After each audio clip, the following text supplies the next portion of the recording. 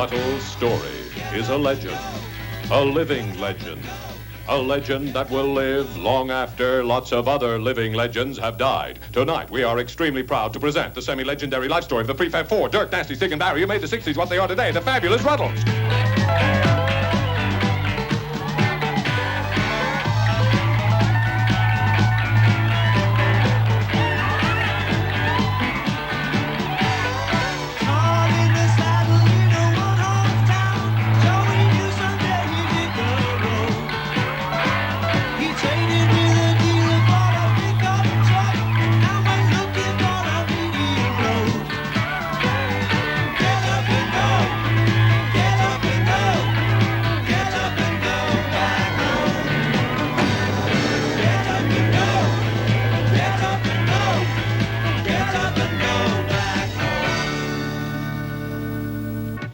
From these streets, very close to the cavern Rutland, came the fabulous Rutland sound, created by the Prefab Four, Dirk, Nasty, Stig and Barry, who created a musical legend that will last a lunchtime. They were discovered by their manager, Leggy Mountbatten, in a lunchtime disco very close to these streets. Their first album was made in 20 minutes. The second took even longer. Tonight, we examine the legend of the Rutles. We look at their lives, their loves, their music. We examine some of the problems that made them what they are today. And we shall also be asking some of the people who worked with them whether they were really the sort of lovable people they were made out to be. We shall be asking many people who knew them what they were really like. When I fell for you, I didn't need a shove. Now that we are two, it all adds up to love, love life, make up your mind, love life in your own time, love life, hey, little, got little, baby in the middle, I feel rich, I feel full, I'm in doubt, I feel sure, I find more, I must be alone. Time goes by as we all know, naturally. People come and people go, naturally. Let's be natural. Ever since the world began, let's be natural. Every woman, every man, let's be natural. Let's follow nature's plan, let's be natural.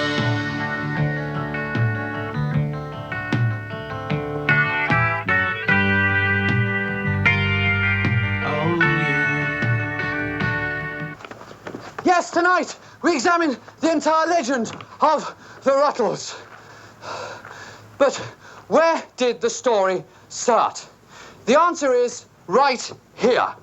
For on this very spot, Ron Nasty and Dirk McQuickley first bumped into each other. At this precise point, just a few feet back here, Ron Nasty invited Dirk to help him stand up. Dirk, merely an amateur drinker, agreed. And here, well, a few feet back there, a musical legend was created. They were soon joined by their guitarist, Stig O'Hara, a school leaver of no fixed hairstyle. But it would not be for another 2 years before they found their drummer, Barrington Womble, hiding in the van. When they did, they persuaded him to change his name to save time and his haircut to save Brule Cream. He became simply Barry Wom.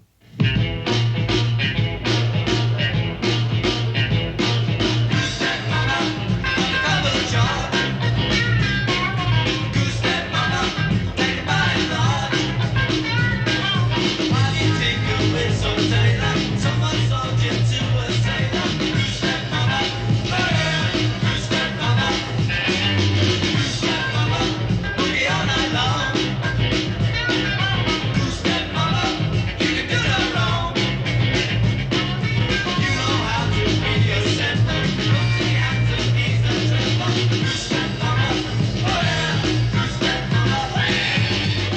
In October 1961, Leggy Mountbatten, a retail chemist from Bolton, entered their lives. Leggy had lost a leg in the RAF in the closing overs of World War II and had been hopping around Liverpool ever since. As a child, Leggy's mother never allowed him to play with the other little boys. His father was so snobby, he wore swimming trunks in the bath to stop him looking down on the unemployed. But it was here, in Liverpool, that we spoke with Leggy's mother, Mrs. Iris Mountbatten. Well, he told me that he'd been to see these young men in a dark cellar. Yes. He was always very interested in young men. Oh, yes. Youth clubs, Boy Scouts, that sort of thing. Yes, yes. But these, he said, were different. In what way? Well, the hair and the presents, the music. He liked it? No, he hated it. Well, what did he like? Well, the trousers. What about their trousers? Well, they were very tight. Tight? Yes, you could see quite clearly. Oh, I see. Everything. Outlines. Clear as day. Yes, yes, thank you. Yes. So, tight trousers and Nothing noise. left to the imagination. Yes, thank you. I'm standing in the world's naughtiest street, the notorious Reeperbahn, Hamburg. For 4 hungry working-class lads, there are worse places than prison. And the Ratkeller, Hamburg, is one of these. This is where they found themselves, far from home and far from talented. Inside here is where they actually played. Come with me now, inside, or, as the Germans say, mit mir gekommen, inside. In those early days, there was a 5th Ruttle, Leppo, a friend of Nasty's from art college, who mainly used to stand at the back. He couldn't play the guitar, but he knew how to have a good time. And in Hamburg, that was more important. I'm standing in the original rat keller, and indeed these are some of the original rats.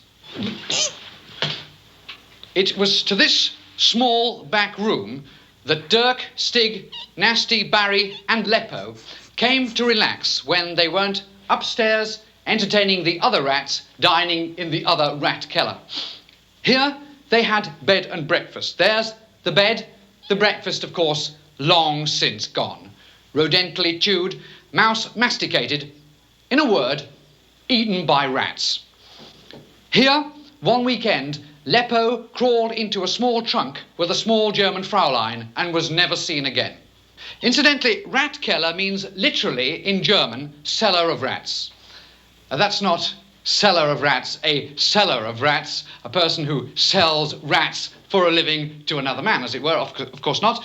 That means a cellar full of rats. Indeed, one might say that this was a cellar full of rattles. In October 19... hello? Oh dear, there's a rat up my leg. In October 1961, Leggy was busy hopping round London trying to sell their tapes.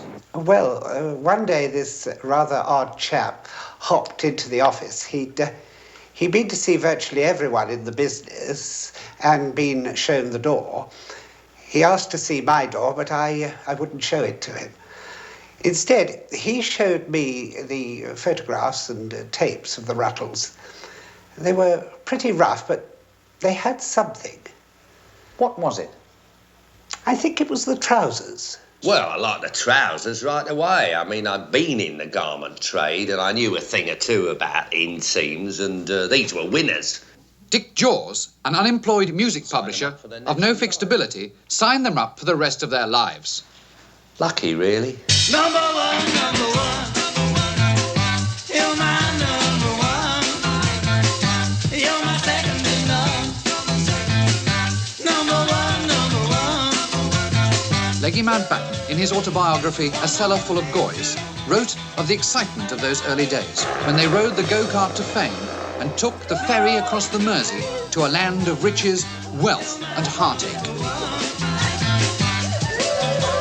Leggy put them into suits. He put them into the recording studio, and he put them into the newspapers. For the Rutles, success was only a drumbeat away.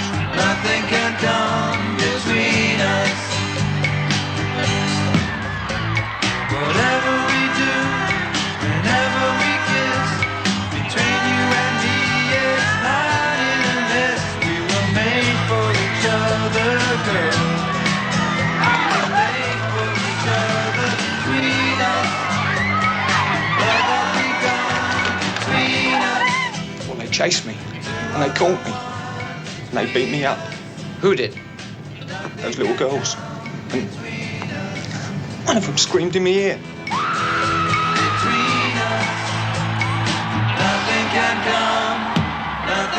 come between us.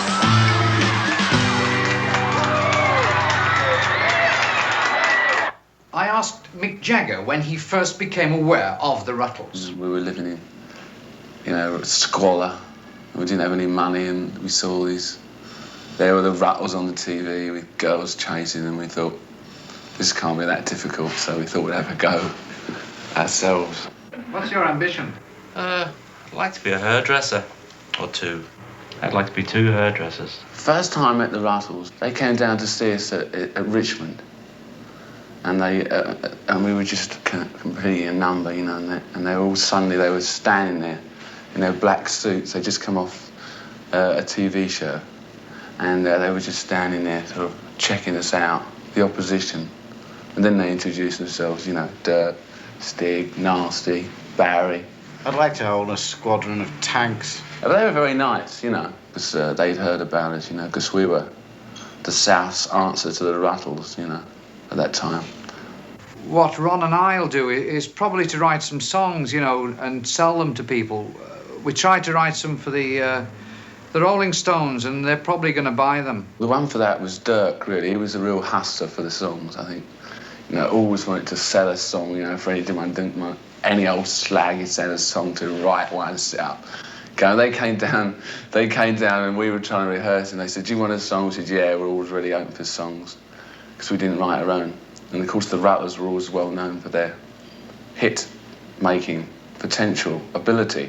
Right. And so they ran round the corner to the pub to write this song and came back with it and played it to us. And it was horrible. And so we never bothered to record it. It was a busy week for the Prefab Four as the fever of Ruttlemania rolls over England. Monday saw them arriving for a civic reception given by the Mayor and Corporation of Liverpool to say thank you to its famous four sons. On Tuesday, Ruttlemania comes to London as Rutles fans jam Piccadilly Circus and bring London's traffic to a standstill. Nobody's seen anything quite like this since the war. Look out, girls. Here come the Rutles. And for some, the event is clearly too much. Oh well, she's safe in the arms of the law. First to arrive is Rutles fan Princess Margaret, escorted by her husband, Lord Snowdon, Tony Armstrong-Jones. Her Majesty herself is there to greet the Rutles on this royal glittering occasion, the annual Royal Command Performance. Thank you very much. Thank you. And now we'd like to do a number dedicated to a very special lady in the audience tonight, Barry's mum. And now, without any more ado, here's your very own, Dirk McQuickley. Shoot me down in flames if I should tell a lie. Cross my heart, I promise that it's true. I've been in love so many times before, but never with a girl like you. With a girl like you to hold and be beside. With a girl like you to fill my heart with pride and joy. With a girl like you, I know where I belong. With a girl like you, I know I can be strong. You know I won't bring you any pain. I won't run around again. There'll be nothing to explain with a girl like you.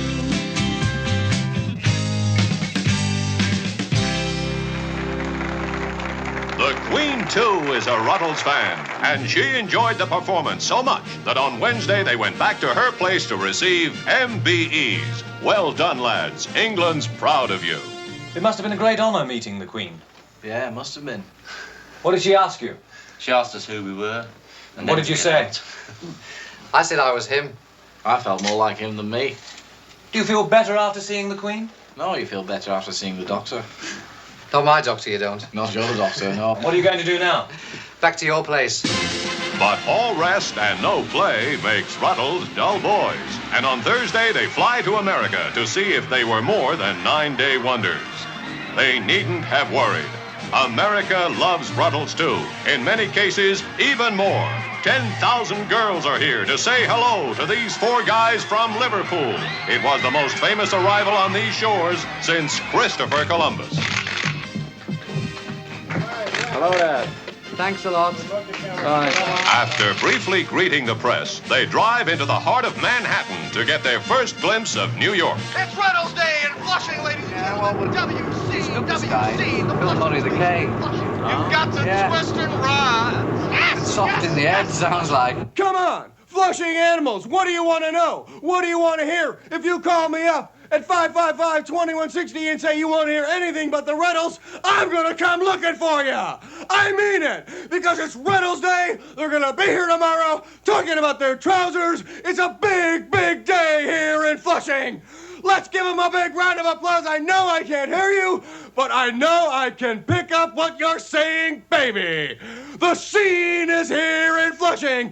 The whole world's eyes are on Flushing because the Prefab Four are coming to town tomorrow to talk about their trousers. Well, I don't know about this. Do you know about this? No. New York City. And then it's back to the hotel for a bit of fun and games.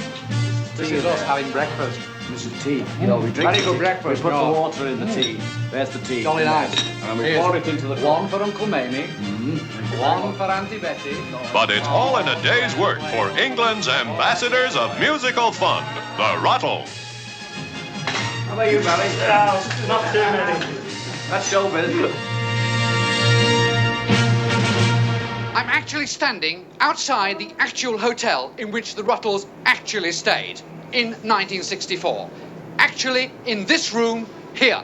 And it was actually inside this actual room that I actually spoke with the actual Paul Simon. We saw the show, and I remember Sullivan was saying that, people, calm down now, everyone calm down, you know, or we can't hear, or some kind of silly warning, you know. And they opened the show, I think, and they also closed the show, which I thought was like a sort of astute planning on Sullivan's part, because It would have made you very angry if you had to sit through the whole show to wait to see the Rutles, you know. So clearly everyone would tune into that week's show just to see the Rutles. Now, yesterday and today, our theater's been jammed with newspapermen and hundreds of photographers from all over the nation, and these veterans agree with me that the city never has witnessed the excitement stirred by these youngsters from Liverpool who call themselves the Rutles. Now, tonight, you're going to twice be entertained by them. Right now, and again in the second half of our show. Ladies and gentlemen, The Rutles, let's hear it, Bob.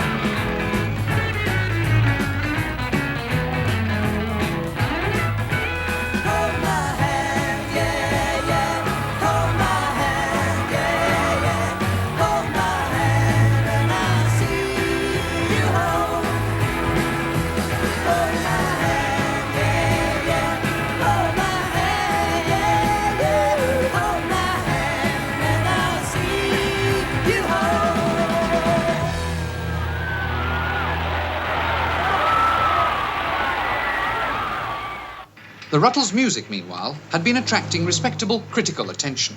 The London Times called it the best since Schubert. Sir Brian Morrison has been Regius Professor of Music at the University of Oxford for the past 30 years. We asked him just how good, musically, were the Rutles. Stanley J. Cramerhead III Jr. is an occasional visiting professor of applied narcotics at the University of Please Yourself, California. He is also a keen historian of pop music. We asked him just how good, musically, were the Rutles. Listen, look it, very simply, musicologically and ethnically, the Rutles were essentially empirical mélanges of a rhythmically radical, yet verbally passé and temporarily transcended lyrical content, welded with historically innovative melodical material, transposed and transmogrified by the angst of the Rutland ethnic experience, which elevated them from essentially alpha exponents of, in essence, merely beta potential harmonic material into the prime cultural exponents of Aeolian cadenzic cosmic stanza form. But he didn't really tell us either. So, we went to New Orleans to find out just how expensive it is to make these documentaries. I'm standing by the banks of the Mississippi. I'm standing by the banks of the Mississippi in Louisiana, the cradle of the blues. That's black music sung mainly by whites. And we're here to find out the black origins of Ruttle music. I spoke with Blind Lemon Pie. Well, everything I learned from the Rutles. From the Rutles, really? Yes, everything. But surely you were singing the blues back in the early 30s? No, I was working on the railroad. I worked on the railroad for 30 years or more until I heard the Rutles. Then I decided that that's my type of music. I'm going to leave the railroad, and I became a musician. and I've been starving ever since. So, where did Ruttle music originate? Next door. Next door? Next door to Ruttle and Orange Peel. Yes, sir. I originated the Ruttle. They got it all from me, every single bit of it. Well, how do you mean? Well, sir, they come here and they took everything they ever written. Those 4 guys from Liverpool came here. He's lying. I ain't lying. He's always lying. I ain't lying. Every time there's a documentary on white music around here, he claims he started all. I did. Last week, he claimed he started the Everly Brothers, Frank Sinatra, and Lawrence Welch. I did. He's always lying. Well, we seem to be rather wasting our time here in New Orleans, despite the expense. Still, pretty, isn't it? Nasty had written and published a best-selling book, Out of Me Head. Only one media remained unconquered, the cinema. In 1965, a hard day's rut changed all that. I feel good, I feel bad, I feel happy, I feel sad. Am I in love? I must be in love. I feel rich, I feel full, I'm in doubt, I feel sure. Am I in love? I must be in love. Any time of the day I can see her face when I close my eyes. She's a dream, she is real, can't explain how I feel. Am I in love? I must be in love.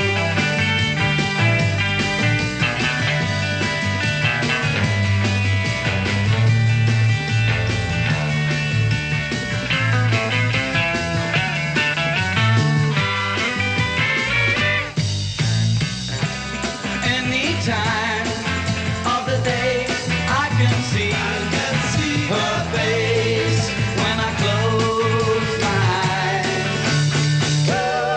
Am I dead or alive? Can my full heart survive? Am I in love? I must be in love. I feel good, I feel bad, I feel happy, I feel sad. Am I in love? I must be in love. I must be in love. I must be in love. I must be in love.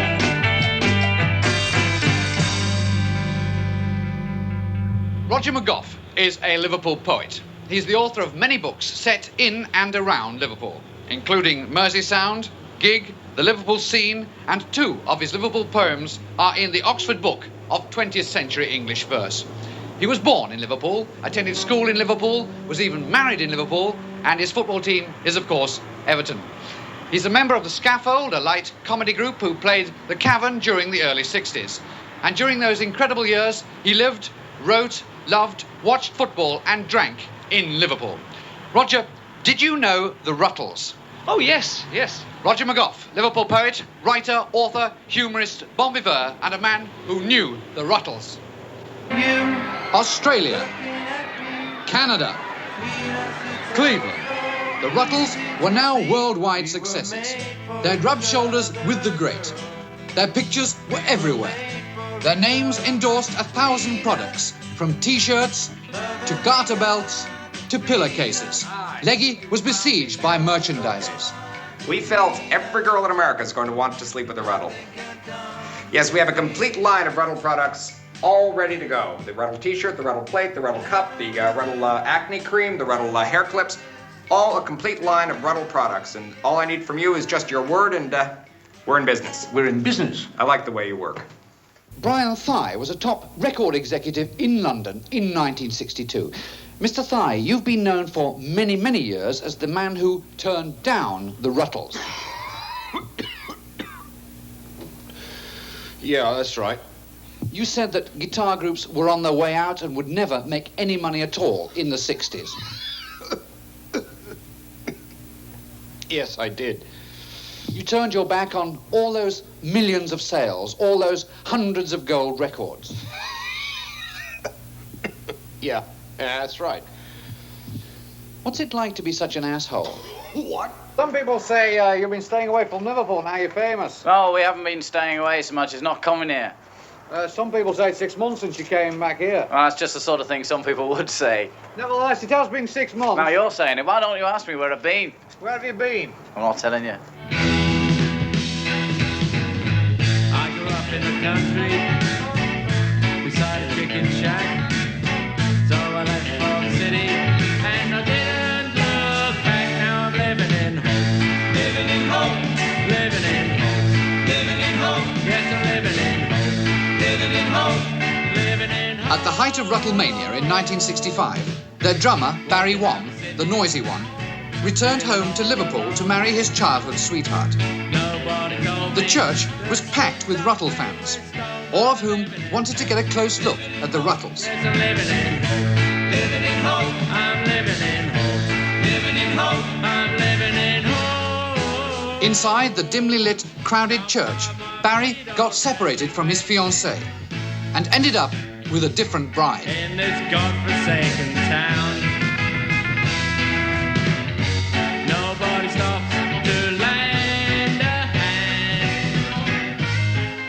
In the confusion, Barry's bride-to-be, 23-year-old butcher's apprentice Brenda Lyola, was accidentally married to a party of Scotsmen from Hull, inspiring Barry's haunting ballad, When You Find the Girl of Your Dreams in the Arms of Some Scotsmen from Hull. Barry was heartbroken, but when he looked up and saw who he'd married, he soon cheered up.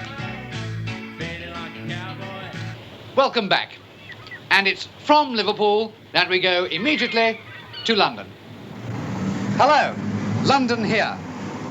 And it's from London that we go to Switzerland, to the Rutles' second movie, Ouch, filmed in colour, on location, very expensively, not in London. Ouch, you're breaking my heart. Ouch, I'm falling apart. Ouch, ow, ow, ouch. When we first met, I must admit, I fell for you right from the start. I must admit, I fell for you right from the start. Now when we meet, all kinds of things, it seems upset the apple cart. All kinds of things, it seems upset the apple cart. Ouch, don't desert me. Ouch, please don't hurt me. Ouch, ow, ow, ouch. What is this thing called love? Why do they say it makes the world go round? Called love, why do they say it makes the world go round? I can't explain the way I feel for you. My feet don't touch the ground. The way I feel for you, my feet don't touch the ground.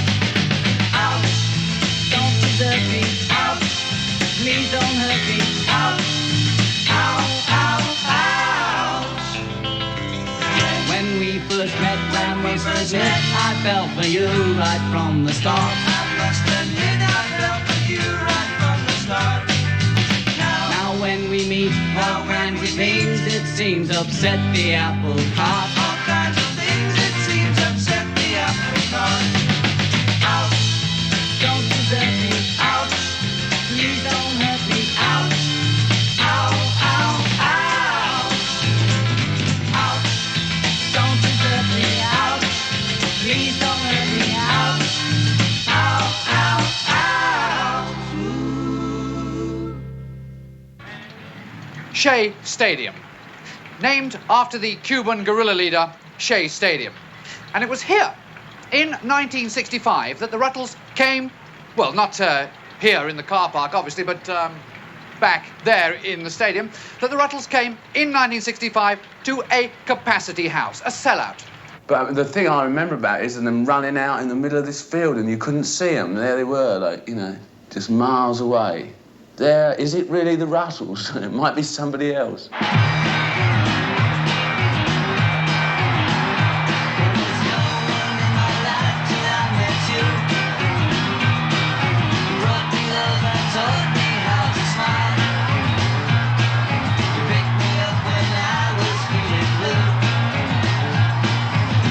now on, my future is worthwhile.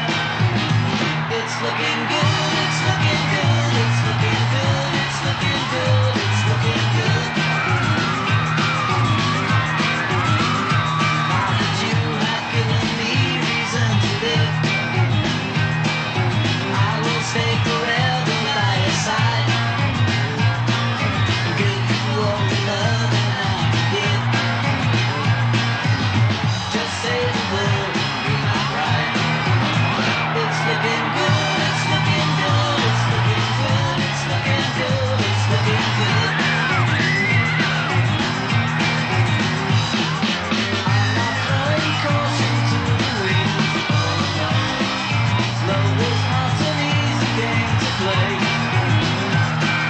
Though I may not be a man of words, yeah, yeah, there is one thing I feel obliged to say. It's looking good, it's looking good, it's looking good, it's looking good, it's looking good. It's looking good. It's looking good. It's looking good. It's looking good.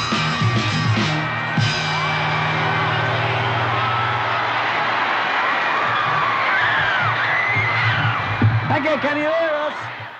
You couldn't hear anything. How long did they play?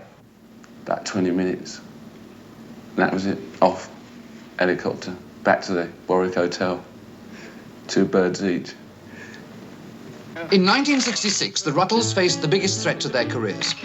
Nasty, in a widely quoted interview, apparently had claimed that the Rutles were bigger than God, and had gone on to say that God had never had a hit record. At times like these, when enemies can number more than friends. The story spread like wildfire in America.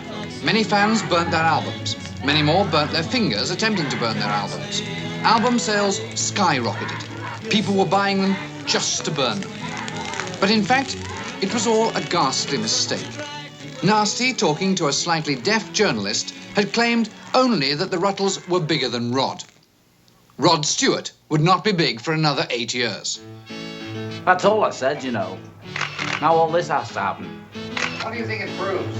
I think it proves you're all daft. I suppose I'll get into trouble for saying that now. Nasty apologised to God, Rod and the press, and the tour went ahead as planned. But it would be the Rutles' last. We'll be playing all the places where we're supposed to play, and we hope we can, bring a bit of, je ne sais quoi to America again. At the end of it, they met Bob Dylan in the idyllic San Francisco of the mid-60s, and he introduced them to a strange substance that was to have an enormous effect on them. Tea.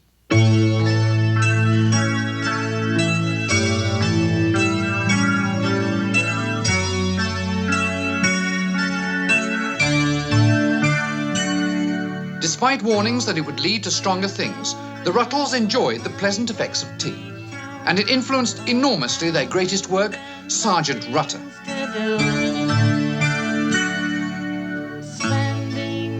Of course, the main thing that comes to my mind with the Sergeant Rutter album is getting stoned and listening to it with earphones, particularly the chord that lasted forever, The release of this album, a millstone in pop music history, contributed greatly to an idyllic summer of bells, flowers, and tea drinking.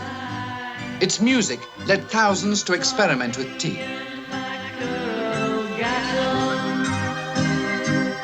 Eventually, even the press found out and offered Dirk the chance to deny it. It's not up to me. If you come to me and ask me, I'm going to tell you the truth. Because it is the truth. I have had tea.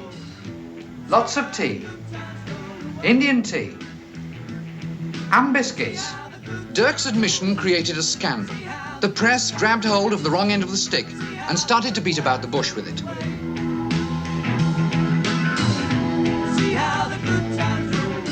Many pop stars were arrested for using and possessing tea. Nasty himself was busted by Detective Inspector Brian Plant, who brought his own to be on the safe side. There was an immediate outcry against this police persecution, and the London Times carried a full-page petition calling for the legalization of tea.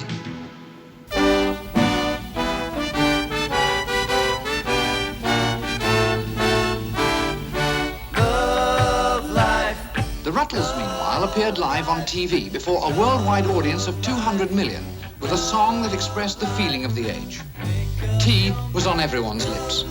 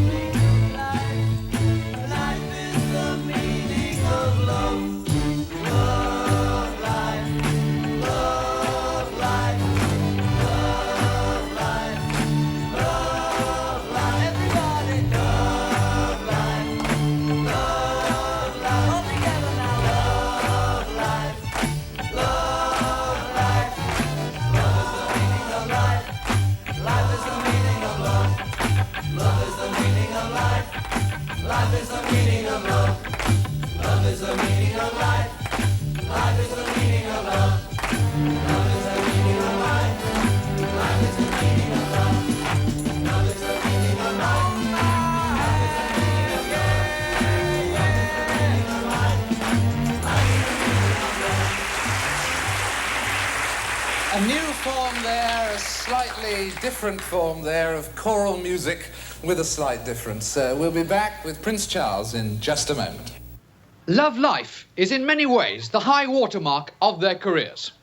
From here, the sands of time ebbed, leaving them high and dry on the beach of time as the tide of history rolled relentlessly over them. For a start, Leggy Mountbatten was rapidly becoming a worry. Always emotionally involved with them, he had far less to do once they ceased touring. Of course, he had other artistes, the Machismo brothers, Arthur Hodgson and the Kneecaps, as well as the French Beach Boys, Les Garçons de la Plage.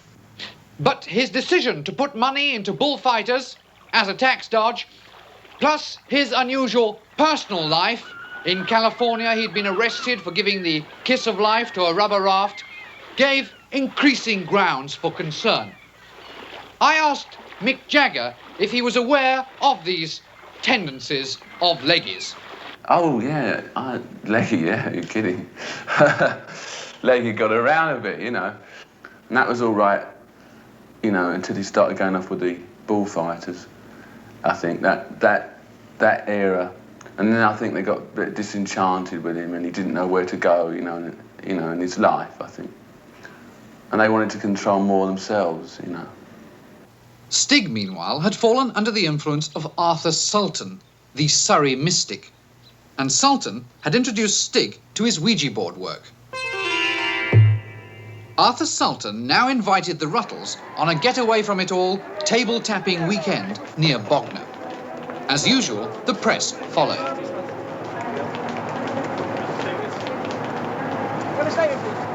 The Bognor thing was really funny. The Bognor Express, they called it in the newspaper. Someone was very late, one of the girls, they're always late.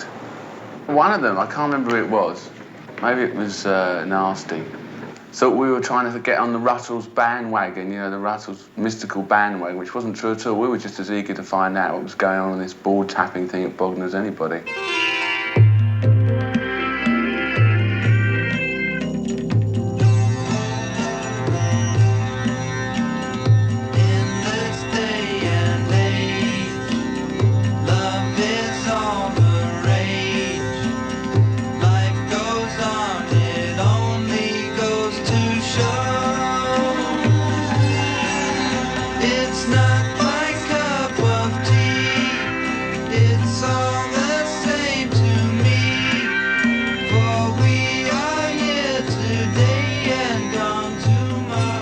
While the Rutles sat at the feet of the Surrey mystic, fate dealt them an appalling blow. It was here that they learned the shocking news of their manager. Leggy Mountbatten, tired and despondent over the weekend and unable to raise any friends, went home and, tragically, accepted a teaching post in Australia. It was a kind of funny weekend, that. And then, of course, at the end of it, we found out that Leggy had gone off to Australia, which kind of put the mockers on the whole thing, really. It was a bombshell for the Rutles. They were shocked and stunned. Well, we're shocked. Yeah, shocked. Shocked. And stunned. Yeah, stunned. Very stunned. Did Arthur Sultan have any words of encouragement for you? No. Well, yeah. Well, yeah and no. He said that it took all sorts to make a world and that we shouldn't worry unduly about where he'd gone. You know, we shouldn't become covered with grief at thoughts of Australia. Because he did say that we could still keep in touch with him, you know, by tapping the table. And postcards. Yeah. Very stunned. Very stunned.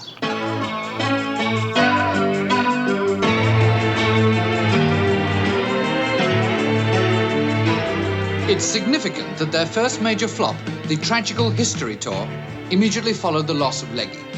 It was not the strongest idea for a Rutles film. 4 Oxford history professors on a hitchhiking tour of tea shops in the Rutland area, and it was slammed mercilessly by the press.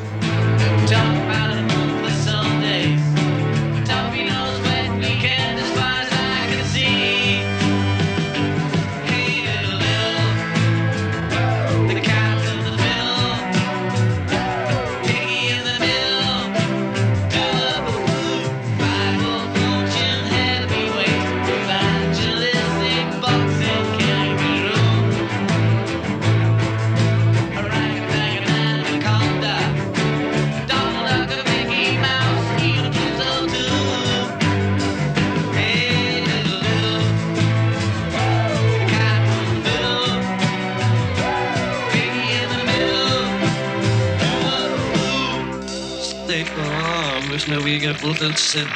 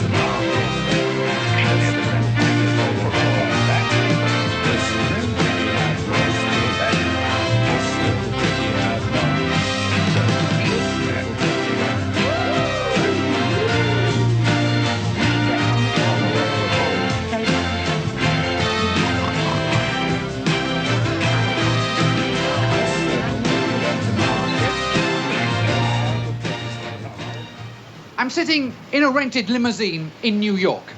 And it was here, well, not in the limousine, obviously, but in New York, that the Rutles came in 1968 to announce the formation of Ruttle Corps. We're here in New York to announce the formation of Ruttle Corps. Nasty and I have come over on behalf of the other Rutles. Yeah, they couldn't come. Yeah. We're setting up Ruttle Corps as a kind of enterprise that people can come to us and we'll help them. We'll give them money. You know, if they want money, they just come to us. Yeah, instead of going to a bank. Yeah. You know, we want to help people to help themselves. Ruttle Corps did just that. People helped themselves for years. At one stage, they were losing money faster than the British government. There have been continued allegations that Ruttle Corps is going bankrupt. Eric Manchester, the Rutles press agent, are these allegations true? No, they're conjecture, you know. They're sort of rumour. I think you find that where you get success, you'll always find this sort of rumour. No. So the stories of the theft, they're not true also? No, they're greatly exaggerated, greatly exaggerated. It's bad, you know. Things are going. But nothing like the rate that people indicate. The trouble is that people feel, because these boys are the Rutles, people can come in and just help themselves to whatever they want, and this is just not on. And we're putting a stop to this, and we are doing, you know, it's almost dried up. Things have gone. I won't deny it. Television sets. The odd car belonging to the company has disappeared. But it's not extreme, you know. Although I did come in once. I found that my office had been nicked. But it had been nicked by Ron Decline, who we'd called in to stop this sort of flow of goods from the building, so that was all right. So once you see this stopped, do you feel that Ruttle Corps will continue into the future? Absolutely. I feel that once we've put a stop to this sort of bit of petty pilfering, Ruttle Corps will last for a very, very, very... For a while, 3 chapters of the Redditch Hells Angels lived in the basement at Ruttle Corps before Stig had the nerve to ask them to leave. Who hurt Stig? One of the girls. Who? Big Valerie. We're very upset, but there's not much we can do about it. Why not? Well, she'll thump me. So, Stig injured by Big Valerie. The Rutles next opened a clothes boutique in London, which lost nearly $1 million in only 3 weeks, before Nasty blew it up.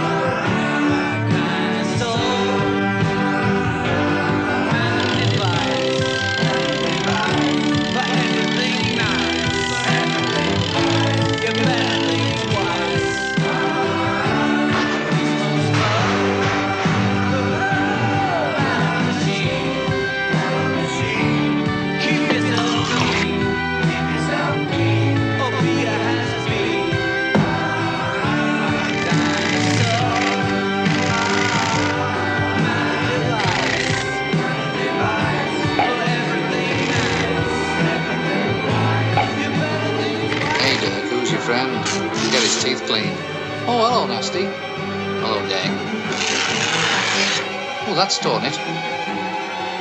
What are you doing, Stig?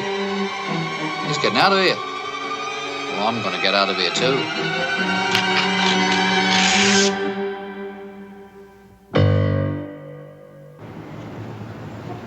Personal problems now began to split the Rutles into smithereens. They would sing together, but they wouldn't talk. Pretty soon, they wouldn't even sing. By March 1969, things had got so bad within the group that both Dirk and Nasty got married. Well, not to each other, of course, to women. Dirk had become enamoured of Martini, a French actress who spoke no English and precious little French. When they married in London, the service was conducted in Spanish, Italian and Chinese to be on the safe side. Hugh, I love Hugh, I love... It's you I love. Today is our wedding day. For you always I will wait. G, B, D, E, F. D. D. D. D, D, D, D.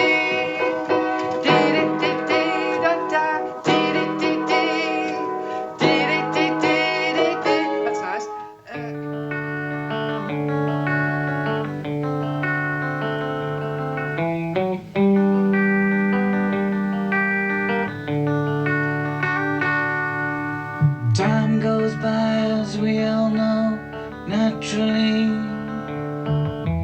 People come and people go, naturally. Let's be natural.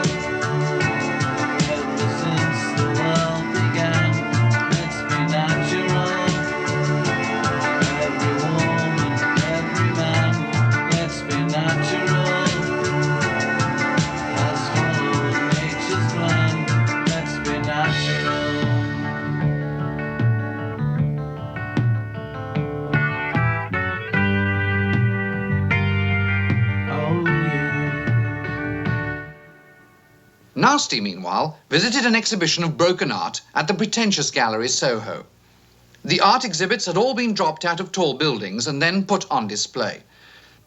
Amongst the little piles of rubble, Nasty found the artist herself, Chastity, a simple German girl whose father had invented World War II. Chastity fascinated him with her destructo art. They talked all through the night as she outlined her plans to drop artists out of planes. Nasty adored her. They announced their engagement next day at a press conference held in his shower. What are you doing this for? We're doing this for peace and basically to show that the world is, you know, going astray in its thinking. What are you doing? We are getting wet in a shower because basically we talked it over, Chastity and myself, and we came to the conclusion that civilization was nothing more than an effective sewage system. And so by the use of plumbing, we hope to demonstrate this to the world. Nasty and Chastity now plunged themselves into the art world. Together, they made a film called 1,000.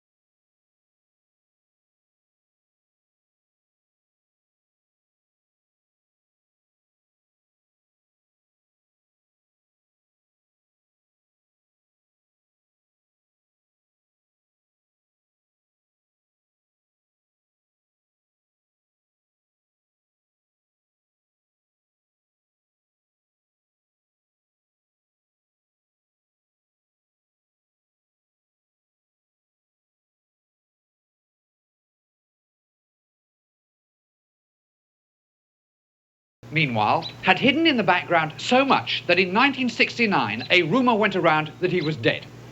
He was supposed to have been killed in a flash fire at a waterbed shop and replaced by a plastic and wax replica from Madame Tussauds. Several so-called facts helped the emergence of this rumour. One, he never said anything publicly. Even as the quiet one, he'd not said a word since 1966. 2, on the cover of their latest album, Shabby Road, he's wearing no trousers, an Italian way of indicating death. 3, Nasty supposedly sings I Buried Stig on I Am the Waitress. In fact, he sings E Burestiano, which is very bad Spanish for Have You a Water Buffalo. 4, on the cover of the Sergeant Rutter album, Stig is leaning in the exact position of a dying Yeti from the Rutland Book of the Dead. 5, if you sing the title of Sergeant Rutter's only darts club band backwards, it's supposed to sound very like Stig has been dead for ages, honestly. In fact, it sounds uncannily like Denab Bulk Ilno Stretta Tenegris. Palpable nonsense. Stig was, of course, far from dead, although not, in fact, far from Isha. He had fallen in bed with Gertrude Strange, a large-breasted, biologically accommodating American girl whose father had invented the limpet mine. When they met, it was lust at first sight. Barry, meanwhile, had also spent a year in bed as a tax dodge. Eric Manchester thinks he had either received appalling financial advice or he was desperately trying to start a Barry is also dead rumour. When he finally got up, Ruttlecore was in a perilous financial plight. Nasty had flown back in a hurry from his honeymoon rally in Nuremberg to meet the most feared promoter in the world, Ron Decline.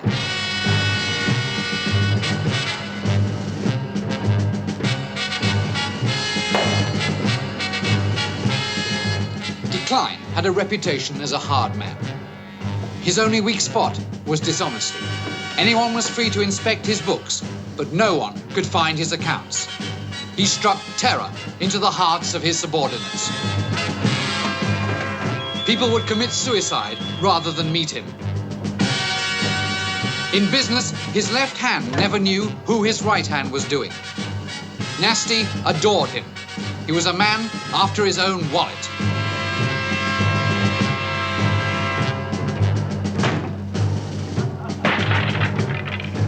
Decline promised the Rutles that if they let him take care of their royalties, they would never have to worry about money again.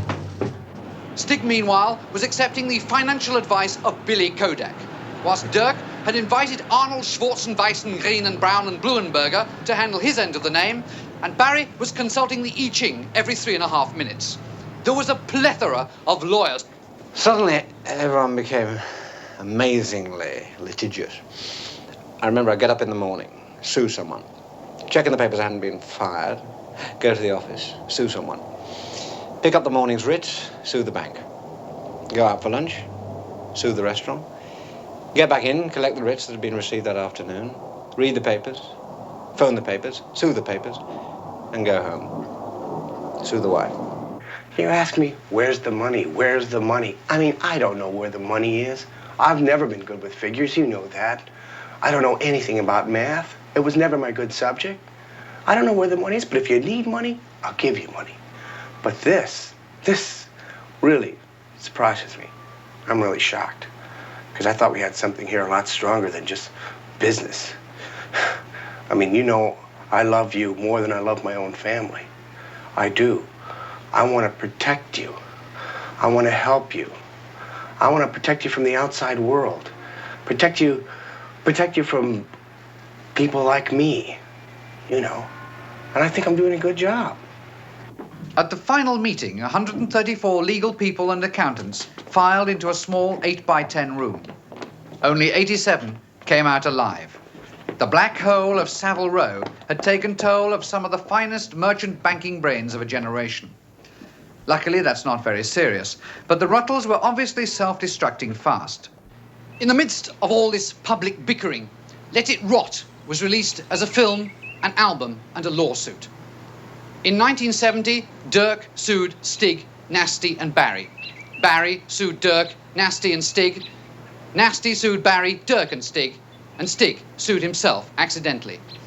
It was the beginning of a golden era for lawyers, but for the Rutles, live on a London rooftop, it was the beginning of the end. 1, 2, 3, 4.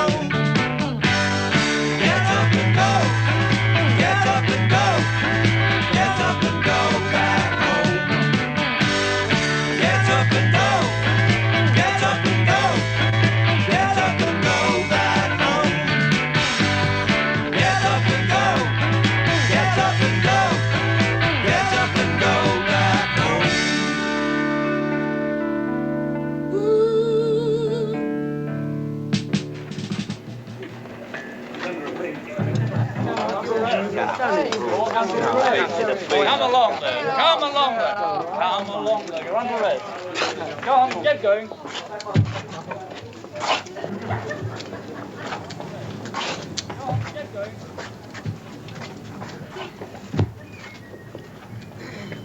Like any of the other enormous popular music phenomena, Sinatra and Presley and the Rutles, and then, so people say, well, it's time every 10 years, who will be the next Rutles, I don't think there will be a next Rutles.